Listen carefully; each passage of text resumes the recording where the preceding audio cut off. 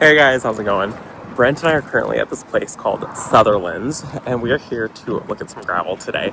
And so, I'm going to take you guys around. This place looks like it's got about a million options. And so, I'm going to take you guys and see what we can find. And what's really nice is it shows the price per yard at each one of these stations. And then they've also got like a really cool little pond over that way that I wanted to show you guys. So, we're going to take a look around, see if we can find anything. I'm thinking 3/8 is the size that we're going to go with. And we want something that's maybe blue. We want something a little bit cool more than we do warm. So let's see what we can find. I already lost Brent. I have no clue where that man will. He wanders off. Should put a retractable leash on him. He's all the way over that way. Look at him. He's so far away. Just wandering around.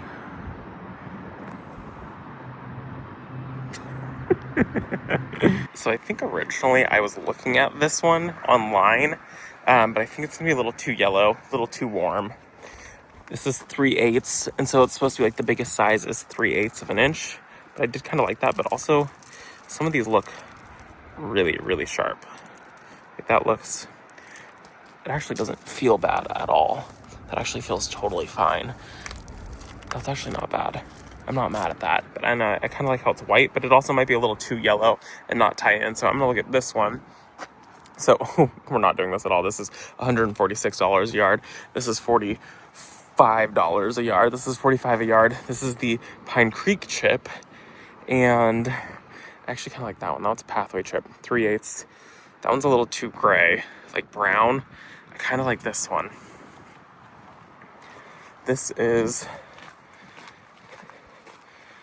maybe kind of what I'm thinking. That's not bad at all. I like the variance in the color. This would tie in really nicely. They also have pea gravel, and the pea gravel is $30, $31 a yard.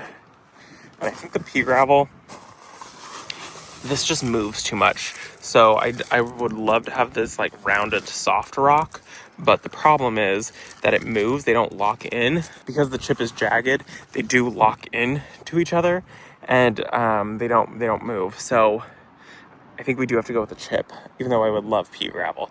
Let's see what else they have, because they've got a ton more options. So it's looking like most everything else is quite large. There is one right there that I kind of want to check out. It's kind of a nice soft color. This is all 3/4. Okay, here's one. This is black though. We don't want to go with that. That's way too dark. Right? Too dark? Too dark. Okay, I'm kind of liking this one. This is the limestone 3/8. There's also limestone dust over there. I kind of want to look at that one too. So that one is $62. This is also $62. And I'm not mad at that. That's actually really pretty. In person, some of the rocks kind of have like a sparkle to them. This is my favorite one so far. So this one is $62 a yard, and we'll probably need 6 yards of it. I actually really like that, and I think that would tie in so nicely with the salt and pepper. Okay, we're gonna look at the dust and see what this looks like. So this is limestone crushed dust. So this is gonna be even finer. Oh, that's actually really nice. So it's probably gonna be very dirty at first. But look, you can tell obviously this has all been wet, and this all really is locking into place. I kind of like that. So Brent says that he really prefers this one, which is fine. It also locks in really nicely. And this doesn't feel bad. This is actually probably one that I don't want to say walk on barefoot, but I probably could walk on this one almost barefoot. Like, that's actually really nice. And like, you don't have to do a deep layer of this. So this would just go right on top of the road base. I think this might be it. I'm gonna look at that last one. That was right over there though. The man is gone again. He always just wanders off. Trying to find gravel, and he's over there looking at pavers now. So this one is the Shasta Chips 3/8, and it's $55 a yard. And Brent says he does not like it, so this one is off the table. I think we're gonna go with the limestone chip over there, because that was actually really, really pretty. I do kind of like this one though, but he hates it. Okay, now we're gonna look and see what else they've got. They've got lots of like stone and pavers and things like that. It's gonna be so nice to do a paver patio. And these are $8.90 a square foot. These ones, I think this might be the cobble. This is $6.15 a square foot. Kind of like that. So what's really cool is they've got all of their pavers laid out so you can actually see everything laid out. So they've got all the different colors. That's kind of cool. Kind of looks like a rug, a whole bunch of little rugs laid down. They've got it in like retaining walls. I like that. That's fun. Oh, I love this. This is cool. I also kind of like this one. That's really pretty too. This is cool. They've got heart-shaped stones here. So all different types of stone. Looks like they're about 33 a piece. Those are cute. Some like perfect ovals over there. We've got a couple options for some bird baths and fountains. I'm not seeing the price on any of them except not even that one. I don't see a price on any of those though. And then they have this really cool koi pond over here. They also have giant turtles, should you need that. Look at this koi pond. Lots of koi. And it goes to this side too, with a couple koi on this side. That is so gorgeous. Okay, we've officially decided we're gonna go with 6 yards of the 3/8 limestone. So this is the one. So this is what all the pathways will look like. It's kind of nice because it does have some like variance in color. I like the shimmer that it has, and I do like how it locks into place with each other so it won't sink down and move around a bunch. And we don't need a thick layer of it like some places with the road base. We went with 2 or 3 inches, and this is just going to be about an even inch all the way across everything. Okay, now we are at Lowe's and we're going to see what we can find. It's so windy. But these petunias are already calling my name. These are stunning. Those are so pretty. It's $16. And it doesn't have a name. It just says petunia. These are so gorgeous though. It's a 12 pack. See, I don't know how big these ones are gonna get, so I'm gonna pass on them. But I love that. Okay, I did find the wave petunias, and I've heard really, really good things about these. I grew them 1 year, and I think it was my fault that they didn't grow very well.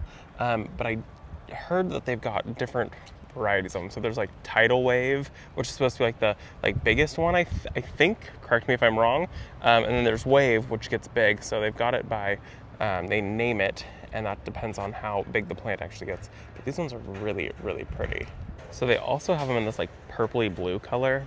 That's really cool. Like, look how like, it looks like it's glowing. I'm not seeing the name. I'm just seeing, it says Wave Series Petunia, Wave Petunias. And so I don't see the name. It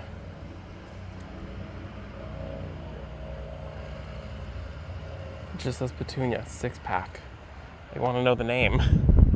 These are always fun. You just pop them in and they're ready to go. Pretty petunias. I kind of like these ones. Very interesting. I don't know why, but they remind me of birds for some reason. I don't know why, but I do like this combination. And it is so full of color in here. This is so awesome. Look at those lilies.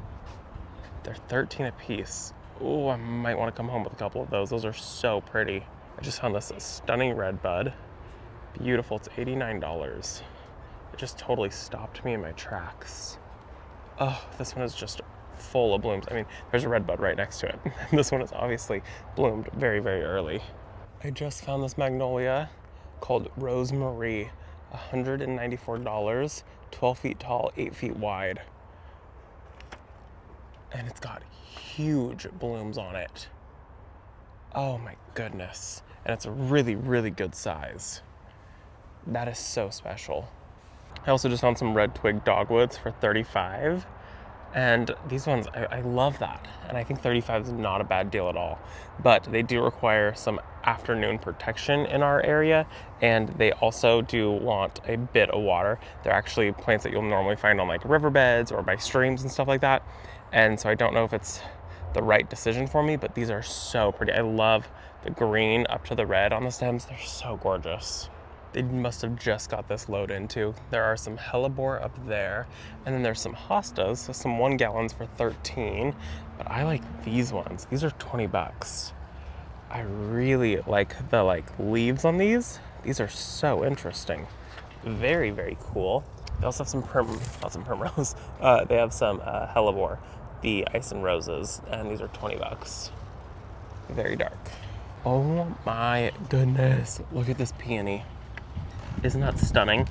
It's $41. This is the Coral Charm peony. It's already so large, and you can see, look, it's forming a bud right there. They don't really love to be transplanted, or they don't really love to be moved like this, so planting this time of year is probably not the best.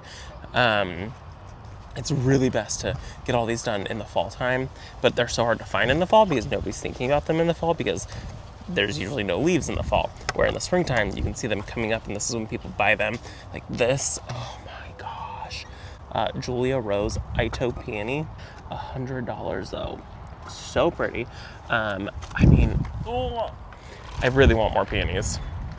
I also found some lilacs. They're just very, very small for, I think they were $100. Oh no, they're 36. That's actually really, really affordable.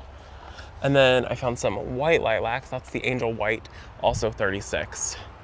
But I don't want one small. I think I've come on the wrong day because they just got a shipment in.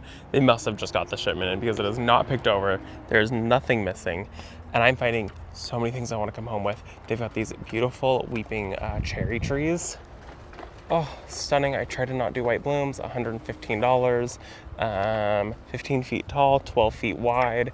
They have some like serpent style birch. So this is the Young's weeping birch trees, and you can see it's in like a serpent style. You can't really see all that well, but it is serpent style, and it's really quite large. $115, and it's as trained. Some dogwoods.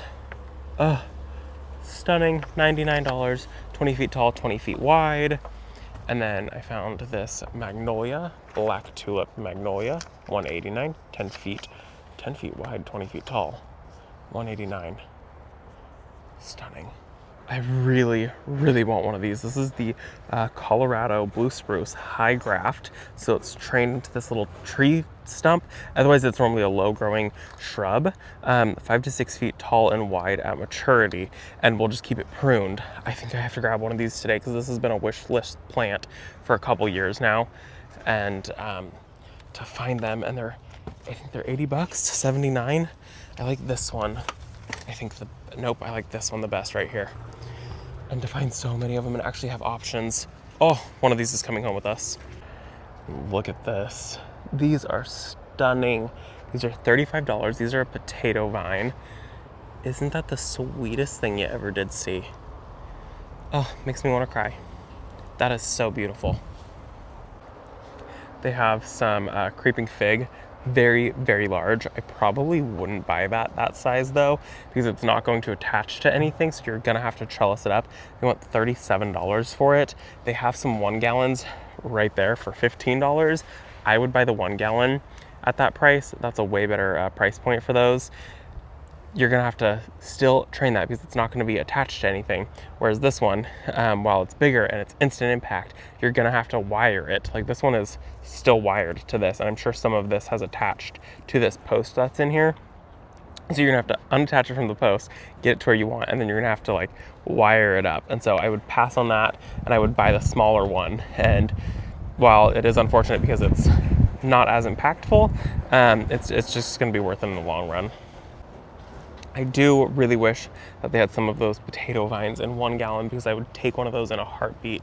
That's so stunning. So the 1 gallons I told you guys were $35, and they have some even bigger ones, and they want $99 for it.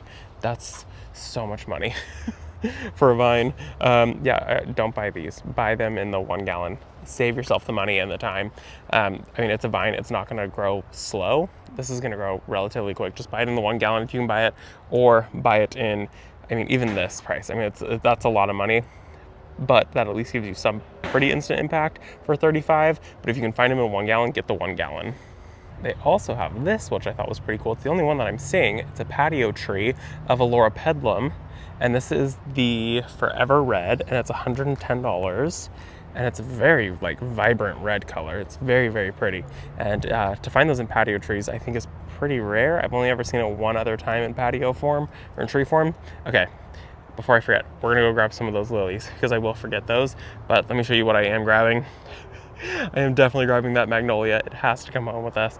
And I am grabbing the spruce tree form. So I've got a couple trees right here, spending an unplanned amount of money today. We already spent $500 on gravel, so what's a couple $100 more on trees? It's a business write-off, okay? Do so beautifully for that. Last time what am I doing? Ah! Okay. So I've got a couple of wet spots in my garden, and these will do it beautifully for that. Some of these bigger ones don't look all that great, so I'm gonna probably pass on that. I'm gonna buy the ones that are a little bit smaller right now. And sometimes I do that with plants. While that looks so good and so impactful with the foliar growth, these ones already look better. So the blooms look better on these, and the leaves on these look better, and just all around. This has like some yellow on the leaves, so I can know that these are super stressed out. I can tell. I mean, that is a very large plant in a little teeny tiny container. The leaves are stressed out, the flowers are stressed out, things are snapping. So we are gonna just pass on the ones that are big, and we're gonna start out with a smaller one. So like this one is actually pretty big, but it actually looks really, really good. So we're gonna grab one of those, and I'm gonna grab one more, I think. So these ones aren't the largest, but they're also not the smallest ones. And I can see new leaves coming, new flowers coming, but there's no yellowing and the leaves look good. And these ones both have just one plant in it, where some of these have like, look at this guy. There's like 2 plants, 3 plants in this one. So we would pass on that one, especially because I can already see some of the leaves don't look good, flowers are already starting to fade, so we're gonna pass on that. The smart answer is to, unfortunately, buy the small ones like these, but we're going for medium. We're going mid-ground. The freesias smell so good. I could smell them when I was over there. $7 a piece. I would pass on them, unfortunately. They're not the longest living thing. They're gonna bloom in the springtime, and then that is it. And it looks like some of these are already basically done blooming. So I really would pass on freesias, even though they're so beautiful, unless it's a plant that you're like, I really do want it. For us in Zone 9, there's a possibility of them coming back. And I don't know, for $7, just buy the corms, buy the bulbs on those. Okay, I think we're gonna head home, and we're gonna go wait for gravel to be delivered. It's gonna be here tomorrow, so next day, but that'll be just a second for you guys. So here we go. I'll actually tell you in 2 seconds how much I just paid for all of this, because I didn't keep track. Okay, so the grand total for the trees was $324, and then the gravel was like $450. So I think we're done spending money, at least for today. It was a very expensive day. Yeah, so we're gonna head home now, and I'll see you guys in a second when gravel gets delivered tomorrow. And good morning, my friends. It is the next day, and I'm gonna start this video off by saying, are we even surprised at this point that I made a mistake? The answer is no.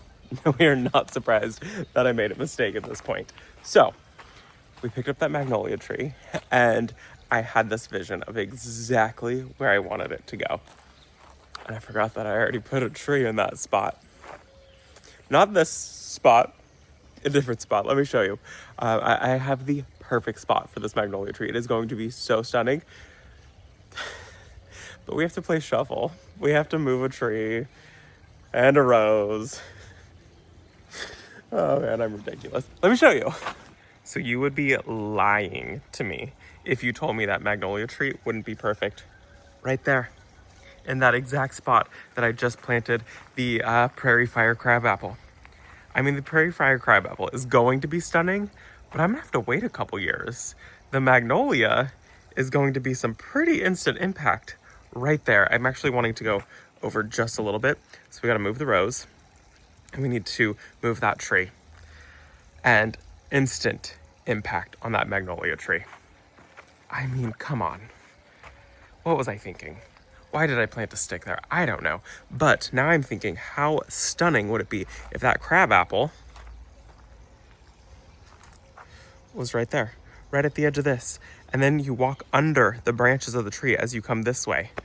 Stunning. Sold. Sometimes I know what I'm doing. Most of the time I don't. So let's go up to the front. I'll show you guys the magnolia tree in case you forgot in the 2 seconds. I already forgot. We'll go over the specs and everything, and then we're gonna have to move the crabapple. But tell me that the crabapple wouldn't be stunning just right there. Pink. Crabapple tree. Stunning. So this is the haul from yesterday, the lilies, and then I picked up this beautiful blue spruce in tree form, And then this stunning Magnolia. This is the Black Tulip, $190. Oh, feels slightly ridiculous. But that's not ridiculous at all. You can see this thing is huge. It reaches the roof already. So it's gonna get 20 feet tall, 10 feet wide, growing zones 5 through 9. It says it's a moderate grower, reaching 15 to 20 feet and 6 to 10 feet wide. So I think what I'm gonna do is probably keep this guy pruned a little bit, so that way I can keep it on that smaller side. I would love if it stayed like, I don't want it to get wider than 10 feet. Absolutely at all. So what that means is from the center here, it's going to grow 5 feet this way, and it's going to grow 5 feet this way, 5 feet forward, 5 feet backwards. So I'm not going to be planting it 5 feet from the fence. I'm actually probably going to plant it pretty close to the fence, maybe a little further back than where that crab apple is. And why I'm going to do that is because if it reaches 10 feet, which is 10 feet, so it's 5 feet backwards, that means that the furthest branch will hit that 5 foot, which is going to hit the fence. And I want it to be tucked a little bit closer to the fence. And I don't even want it to reach 10 feet. I'm going to keep it limbed up a bit. And I'm going to keep it shortened, smaller. I'm not going to let it get 10 feet wide. So with that, even if I kept it at 8 feet, that's only 4 feet. And then that means that those branches can only get that 4 foot mark on the back and on the sides and on the front. And so what I need to do is I need to figure out, okay, how big do I actually want this tree to get? And I do want the branches to actually hit the fence. And I am going to limit up. So eventually there's not going to be a single branch that hits the fence. They're all going to be over the fence. And I want them to grow kind of over the fence into my neighbor's yard, because then it'll start to mask the shed a little bit. So that's what we're going to do. I get questions about that all the time because I fudge the lines a lot. And I've learned my lesson about not fudging the lines, of following it, and I don't like it. And I've always loved to be able to fudge the lines on these, especially, 10 feet is not very big at all. So let's go get this guy planted. Actually, let's go rip out the other tree. That is not my rooster, by the way. He keeps coming over here. Sir, we're gonna have to ask you to leave the premises. You're scaring the ladies. Get gone. Get out of here. You're really pretty. You cannot be here. You cannot be here.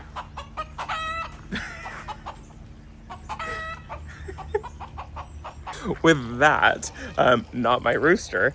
It's not anybody's rooster. We live in a tiny, tiny town, and there are, I don't even know, probably a couple hundred just free-ranging chickens that live in this town. You go out our front door and there are usually chickens walking the streets. They are all over this town. It's actually really, really funny, and I do really enjoy it, but they occasionally come into the yard, and that I don't enjoy because they do tear things up. We don't even let our chickens free range because they're so destructive. And that guy comes over every single morning. Freya gets confused. She's like, why is this guy over here? But she doesn't do anything about it. And so we usually have to go out and have to scurry him on his merry way.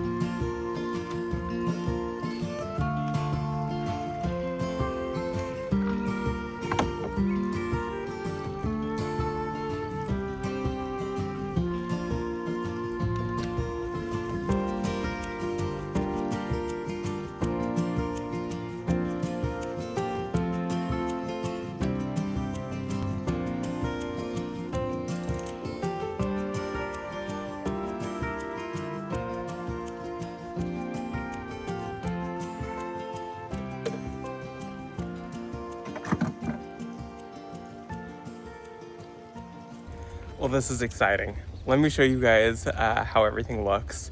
The tree itself already there's a train coming. The tree itself already stops your vision and it looks so good.